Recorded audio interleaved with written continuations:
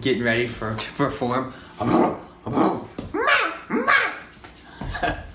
Alright, so we good now?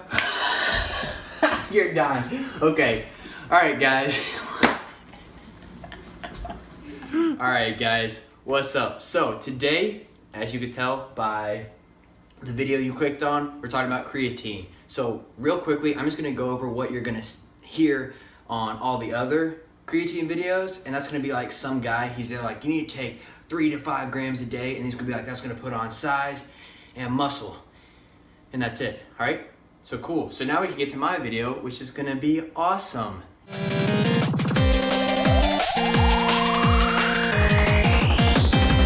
Anyways, okay, all right, so today what I'm going to talk about is why people should take creatine. And we're going to start with the people that I think should take creatine, obviously, would be athletes and people that participate in iron sports, meaning, you know, bodybuilding, powerlifting, calisthenics.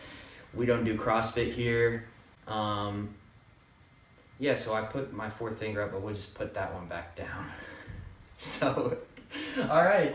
So some of these are going to cross over, they're going to correlate and things like that, but I'm just putting this in perspective. So if we do have athletes that are in high school or early college thinking about, oh, should I take creatine? This will maybe put a perspective and sway you on why you should.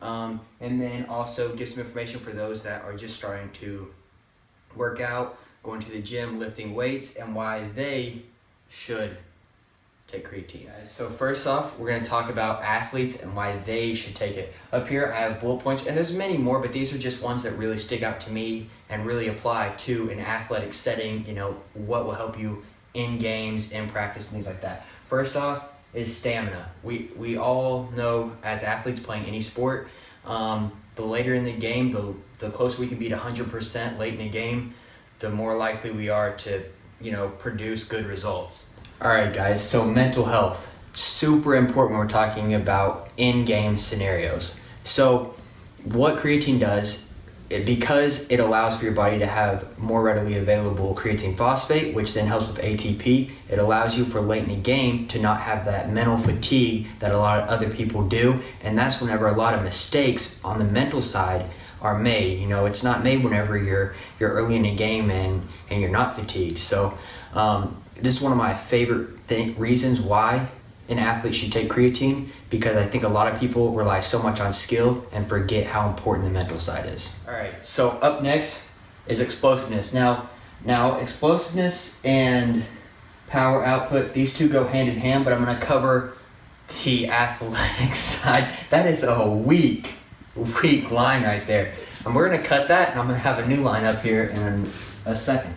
All right, so what this new line represents is we have oral creatine right here at the beginning, which we take. It's then used in the body as creatine phosphate, which is what replenishes ADP, creating ATP, which then is what helps supply energy to the muscle at a state of contraction. So basically, anytime we make an explosive movement,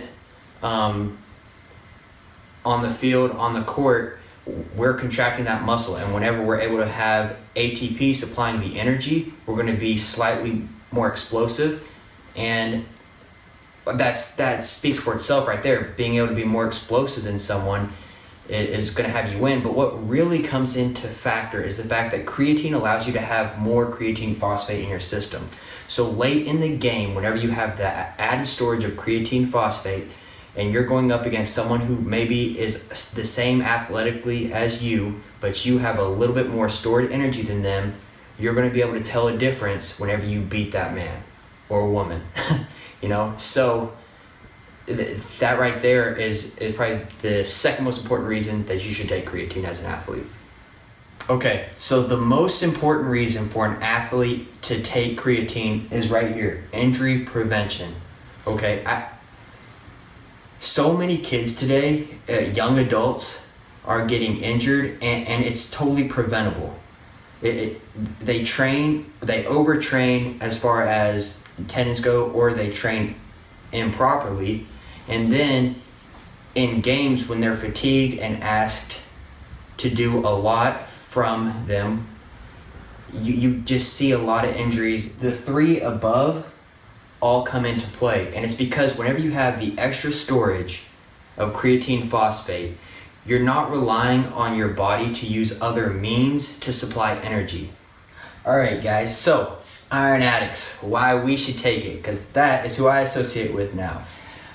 So I'll be real quick with these. So creatine is going to help you because of the added ATP. It's going to allow you to have more energy, so you're going to get more reps at a higher weight, which will then automatically make you more sore because you're lifting more weight more times. But creatine comes into play and helps reduce lactic acid concentrations, which is what makes you sore in the first place.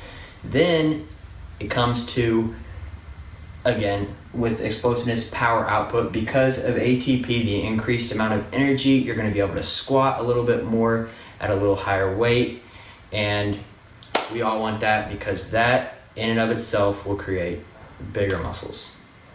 I hope you guys stuck around and are here at the last one, because this is the single most important reason. Also, nobody in the industry talks about this reason for taking it.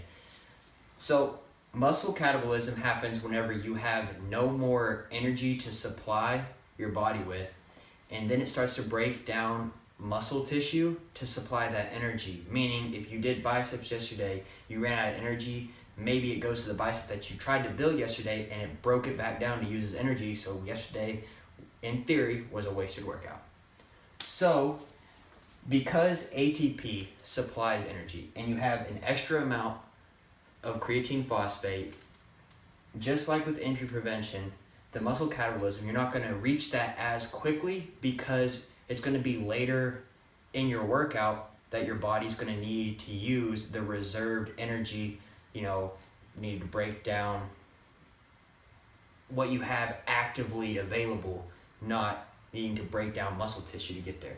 So if you can prevent muscle catabolism in every single workout, then every workout counts in your favor. And that's what we want in this life. We can't ask for anything more in this life than that, for every workout to count. All right, please subscribe to this channel. Follow this thingy right here on Instagram, DPen Fitness. Yeah. All right. Hopefully that we can get this down to be pretty quick, right?